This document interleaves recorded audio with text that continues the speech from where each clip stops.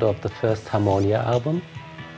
Yes, and you see that oven? That was the only way we could heat the studio in winter. You can imagine the cold fingers, cold feet. It's so special to have this view. You look for miles and you don't see any human structure. In 1974, Harmonia's ambient electronica came to the attention of a British rock star in search of a new direction. I first liked Roxy music without knowing Brian. And I thought to myself, what a stupid, extravagant guy that must be from the picture, just from the picture. He came to a concert of Harmonia in Hamburg in '74. It was a very nice jam. And we said to him, come to our place and let's do some real music. Another 2 years passed before he rang and said, can I come and see you? And that's what he did. Brian came to our house to learn from us, and we didn't go to him to learn from him. He didn't know what to do really, I think, in this moment. He was at the dead end of a street. There was not the idea to record an album. We just exchanged ideas, took walks and played ping pong even, and stuff like that. It was a very pleasant stay. And at the end we had, I think, 3 tapes full of music, which Brian took with him. I mean, he brought those blank tapes with him. We were poor, we didn't have blank tapes. It did really change a lot in our life. But he said to me once in the studio, he said, don't worry, Nobi, you will be rich as well one day.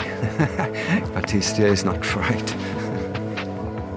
He left Forst, and the idea was to continue working together, but that didn't happen. He left to record, I think it was Low with David Bowie.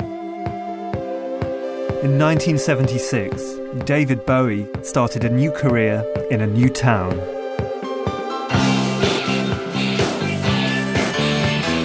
Bowie was famous for being in the right place at the right time, and in '76, he knew Berlin was the place to be.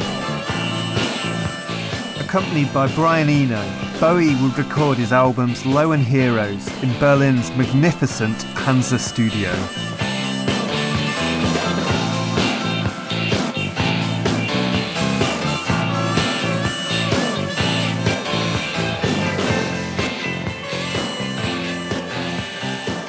My memories are that this room has a nice acoustic. Maybe you can listen to it. You can hear this little echo behind my claps. And I think that was what David Bowie liked very much with this big hall by the wall.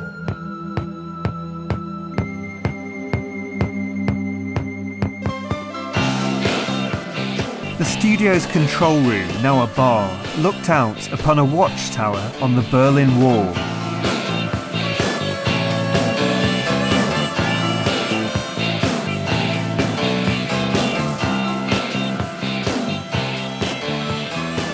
I'm quite sure they knew what was going on here. And when we sat in front of this console with a few lamps on top, I just directed one of the lamp lights to the policeman, and David and Tony just jumped down under the console and said, "Don't do that!"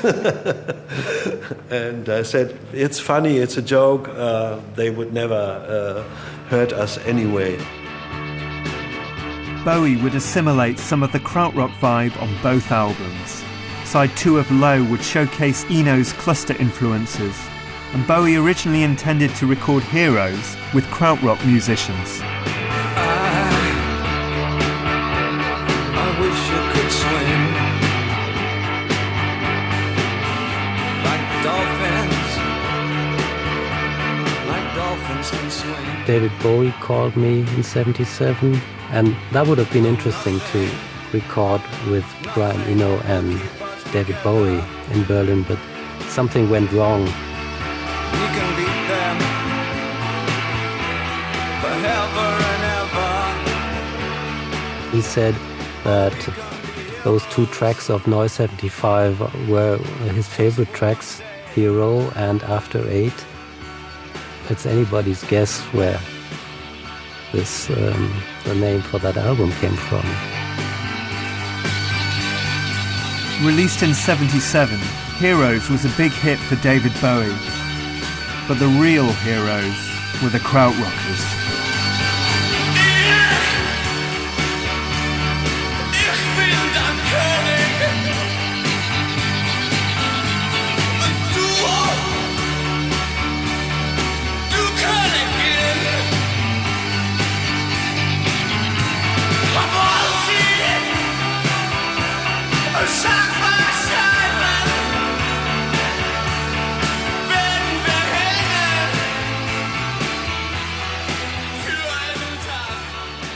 And the funny thing is